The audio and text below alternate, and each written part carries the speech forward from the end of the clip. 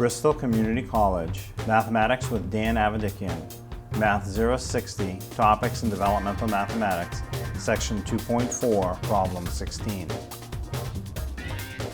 This is Section 2.4, Problem 16. It says multiply the fractions 5/8 times 24/30. So when we multiply fractions, I want to multiply top times top, or numerator times numerator, and then bottom times bottom, or denominator times denominator. So I'll be facing the multiplication of 5 times 24 and 8 times 30. Those are fairly large numbers, so again, this is the point where if you can, you like to make those numbers a little smaller, you want to pre-reduce. So the 5, will it reduce with the 8 or the 30? Well, it doesn't go with the 8, but the 5 and the 30 can both reduce by 5. So 5 divides into 5 once, 5 divides into 30 6 times.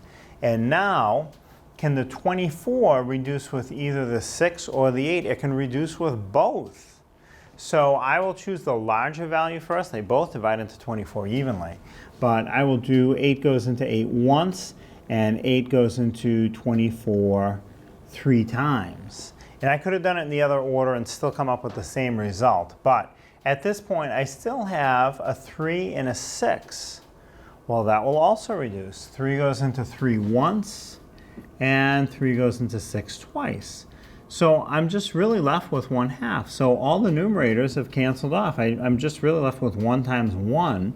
And in the denominators, I have 1 times 2. So that whole big problem with fairly big numbers just comes down to 1/2. So if you pre-reduce it, it's a lot easier. Now, if I had multiplied 5 times 24 and got a really big answer, and 8 times 30 and got a really big answer, they would reduce and give me 1/2. But that would be more work. In this case, it's a little easier if you pre-reduce first.